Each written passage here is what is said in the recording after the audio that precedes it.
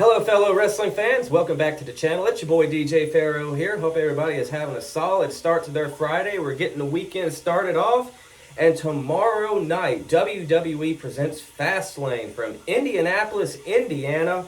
And we have 5 matches scheduled on the card at the time of recording. We're an hour and a half away from SmackDown going live. So anything is possible. There could be another match or two. Who knows? Added to the card. So at the time of the recording, 5 championship matches, 3 championship bouts on the card, the other 2 being tag matches. Let's go ahead and get through with it. And these are in no particular order. These matches are just simply in the order in which the list in front of me is presented.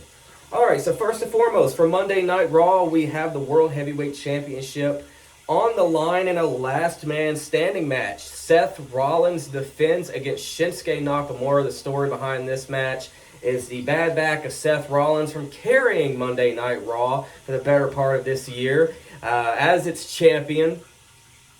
We can't discredit Gunther, who's not on this show, by the way, unfortunately. But this might be the main event, might not be. Now that we know Cena's going to be on the card, get to that momentarily. Last man standing for the World Heavyweight Championship, I have Seth Rollins retaining. I think it is too early for him to be dropping the belt, and especially to Nakamura. And I'm a big Shinsuke Nakamura fan. I have been for a number of years. He's actually the one who made me a fan of New Japan Pro Wrestling, between him and AJ Styles, because I knew of AJ from his time in TNA. Nakamura was the first actual New Japan guy that I became a fan of. I was super excited when he signed with WWE. I enjoyed his run in NXT, that great debut he had in Dallas against Sami Zayn. But ever since that WrestleMania 34 loss against AJ Styles, which truthfully wasn't as good as their Wrestle Kingdom match, it just hasn't been the same. Feels like he's been in mid-card purgatory. I know he's had a run or two as IC and US champion and tag champ, and that's cool and all, but those championship runs, let's be honest, do you remember them? Do you remember any special matches from them? So unfortunately, and I'm not faulting him for this, I just don't think Shinsuke's the right guy to put the belt on. Sorry. I'm still advocating Seth Rollins versus Gunther at Mania, by the way. That is where I think Rollins should drop the belt. Yeah, I'm still trying to factor Priest in there somehow. Now, as previously mentioned, John Cena is on Fastlane. This is from the SmackDown brand. John Cena and LA Knight tag up for easy enough for me to say, for the first time ever, against the Bloodline. Jimmy Uso and Solo Sikoa with the wise man Paul Heyman in their corner. Again, no Roman Reigns on this show, but I have a strong feeling that the outcome of this match will set up the eventual return of Roman Reigns to television. There is a Saudi Arabia show coming up. Can't think of what it's titled at the moment. There is rumor out there, though, that contradicts the video that I put out yesterday, sadly. Go ahead and check that out. Cheap plug, by the way. Where I discussed 2 potential opponents that I thought would be credible contenders, challengers for Roman Reigns' Undisputed Championship, and could go out there and have 2 kick-ass matches with them. Those men being LA Knight, who's in this match, and AJ Styles, the phenomenal one, and certainly still loves up to that moniker to this day. But now the rumor and innuendo out there is that it could be John Cena. Yay! Because we haven't seen that match already. At least with Styles and Roman, we haven't seen them square off one-on-one, to the best of my knowledge, to the best of my recollection, since 2016.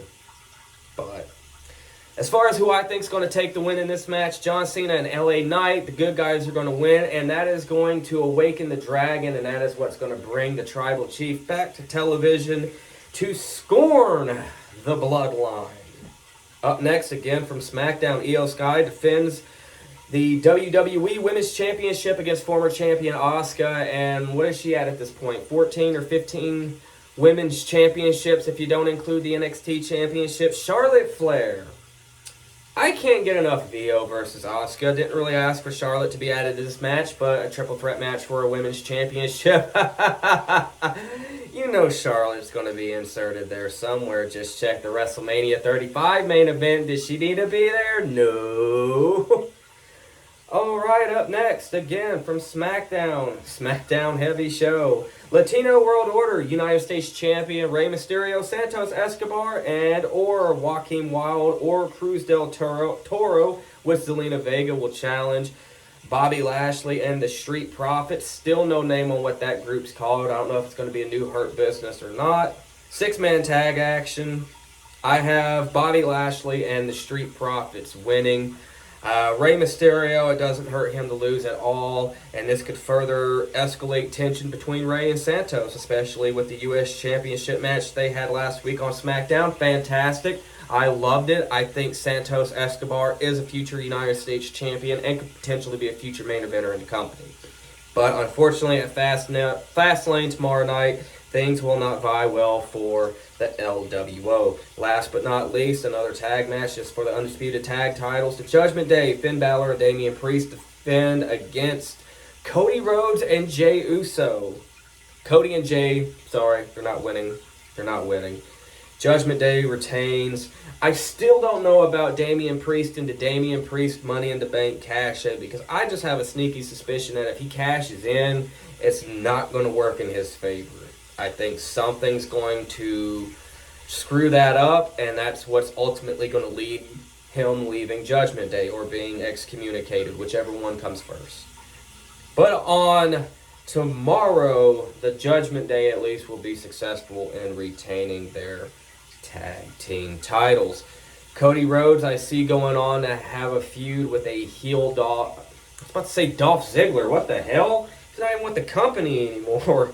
A heel Drew McIntyre, who was once tag champions with Dolph Ziggler, and, if you forgot, was once tag team champions with Cody Rhodes. That will play into that story. Drew's turning heel. I'm loving the slow build to it. He will feud with Cody, and that gives both men something meaningful to do until Cody inevitably challenges Roman. Hopefully, knock on wood, the Rock goes back to work, because we don't need him taking a championship match.